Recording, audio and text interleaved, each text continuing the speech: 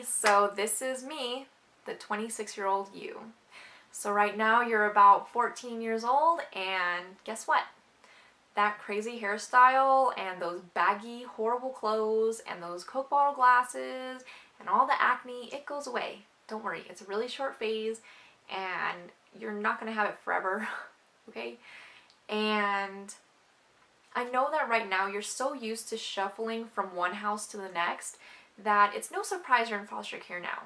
And I also know that you're probably thinking about ending your life. Actually, I know that you are, because I was there. And I know that you think ending your life is going to solve all your problems, that nobody is going to miss you anyway. But you know something? There's going to be a lot of people that miss you because you have a great future. And here I am to tell you pretty much what is going to happen in your future up until now. And you're going to be surprised to find that you're pretty resilient. At 16 years old, you get adopted, and then you go off to military school, and you find out for the first time that life isn't just about your family betraying you, but it's also about your friends betraying you. You realize for the first time that those that smile on your face are probably laughing behind your back. And it is really hard at first, and you cry a lot. You're a big crybaby. And don't worry, because once you graduate from there, you decide to go back to high school and graduate from there. And then you join the military because you want to control your own life and its destiny. And that doesn't last forever, but you do get an honorable discharge and you finally get your first boyfriend at 18 years old. Hats off to you. You also get into some pretty serious relationships that break your heart, and you end up becoming this really bitter person. In your early 20s, you end up treating people kind of badly, and you know, you think everyone likes you because you know you're so fun and you're so outgoing and you think you're so cool, but you're actually a pretty horrible person. You realize that a lot of people you thought liked you really don't. There comes a time when you actually end up getting hurt. And you get into an accident, your very first accident, and your very first broken bone because of it. And that's kind of a turning point for you. Don't worry, that changes too, because after that accident, you realize it's you that's the problem, and you change. You stop partying, you stop hanging out with people that, you know, you just don't feel wish you the best, and you start wanting more in life. You just do. You know, and you find this guy randomly. Over time, you realize that you both make each other better, and you end up marrying this guy. You find out that you have an abnormality in your cervical cells, and you're kind of stressed about it. It's like very big deal. Well, you decide that you want to have a child before things get worse, and it takes you almost a year with this man, but it happens. You end up having a beautiful, beautiful little girl. Her name is Clara, and she's super wonderful, cool kid. You find out that because of the pregnancy, you have precancerous cells. You don't know how bad they are, but you just know you have them. And this is actually after you decide to become a surrogate when she's 1 year old. You want to be a surrogate because you feel like you want to start giving back to the world since you were given such a wonderful blessing. Well, you find out during a physical that you have the precancer that I was just talking to you about.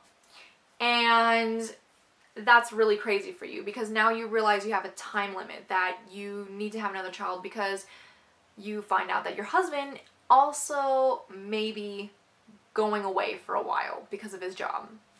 And so you feel like you're on a time limit, and so you start trying again for your last child, which ends up becoming children because you end up pregnant with twins pretty fast. And because you got pregnant pretty fast with twins, there's a lot of hatred. And you're going to feel it, and it sucks. And you're going to leave this group that you thought you trusted. You're going to feel really, really good about yourself because you start removing people that you just, again, don't feel wish you the best. Now, the bad thing about that is that at 10 weeks, you miscarry them. And it's horrible. You lock yourself down, and you just don't want to feel anymore. And those girls that were in that group you left, they end up doing some pretty harsh things to you. And they take advantage of your weak moment. And after you remove those women from your life, completely, you get pregnant again. And this time you're cautious. You want to be excited, but you can't because you found out that you have CIN3 precancerous cells, which is one step away from cancer. 75% of those people that have CIN3 do get cancer. And so you're scared.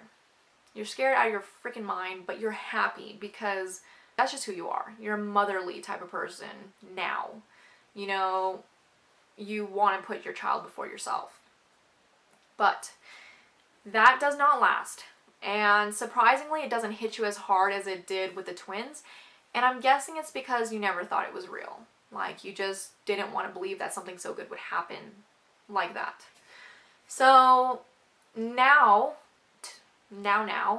you just had your second LEEP procedure, because your first one was about 6 months after your daughter was born.